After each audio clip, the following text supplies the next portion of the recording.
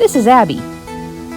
Abby is one of the horses I work with at the Akhal-Teke Foundation in Lexington, Virginia. And we have never worked with her separate from the herd and loose in a pen. So this pen that we're working with her today borders where her friends live. And this is the first time she's had to really be separated from them. My goal with Abby today is to give her an opportunity to have to choose between distractions, including her friends outside the pen, and choosing to come connect with me. The tool I'm using today is my flag, and I want you to notice how I use the flag. The flag is not used to drive her, to chase her, or to threaten her, but I make a noise and create an imbalance in her environment. This imbalance draws her attention, and what my hope is, she will eventually put me at the center of her attention to the point where she comes in and connects with me. So here you see my flag making smaller disruptions, a little noise, and this is what I'm looking for, that she just comes and checks in with me. It's a great first start. She's not completely committed, so you can see that her attention shifts pretty quickly between me, her friend Ruby on the other side of the fence, and even sniffing or maybe eating some of that dried up fall grass. So I leave and just continue that flag motion that doesn't allow her to just hang out by the fence in peace. At the same time, again, I want to reiterate that I'm not chasing her with that flag.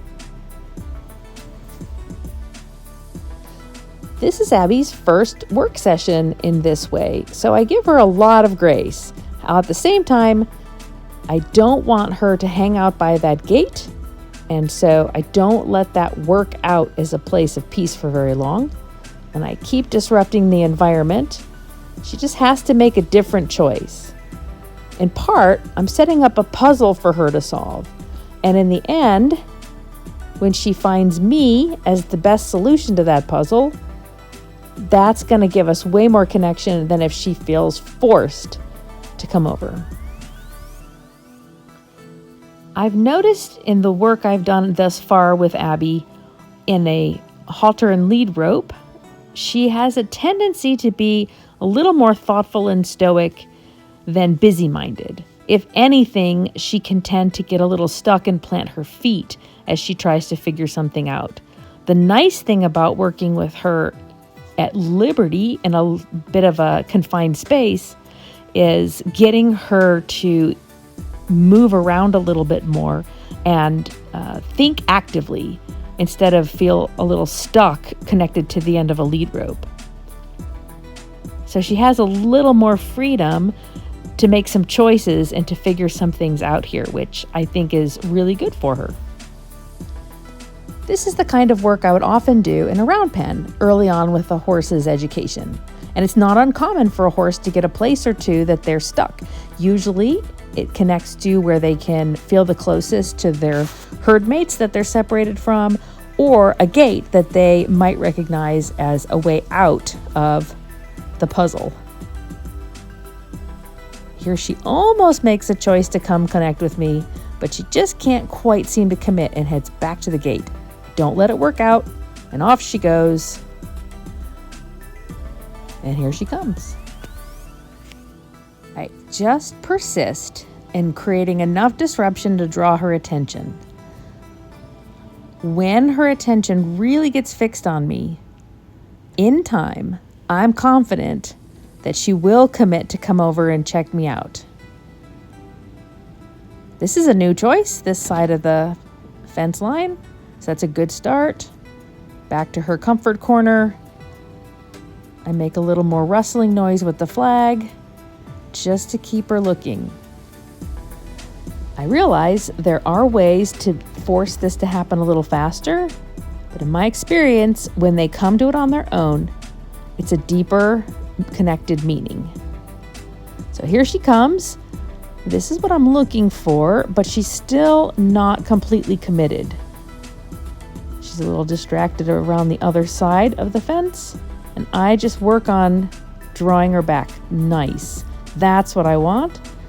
She's still a little distracted, but if she'll follow me over to the gate, I'm really ready to let her out into the pasture. I just wanted to get this far today in our session that she could see that finding me is the sweet spot. And in this manner, we make our way back towards the gate, where she's doing a pretty good job of being connected to me, occasionally a little distracted still, but for a first session, it's really a nice start. What I want to do is prove to her that I'm a sweet spot, and that if she finds me, it's going to be a good place. And the reward at the moment is going ahead and opening that gate up for her. Since she was willing to choose me over her friend, or trying to push her brain over that fence into the field with her herd mates, the reward is going to be being reunited with her herd. Freedom back into the larger pasture. But what I love about this moment is that, well, she is a little awkward there, but she gets to now go and do whatever she chooses. She is now on her own time. And the best part is that she thinks it over, looks both directions, and makes another choice completely on her own to come back and to hang out a little bit more with me and with Ruby. These early work experiences are important because they set the tone for what these little fillies will be expecting in their work with humans.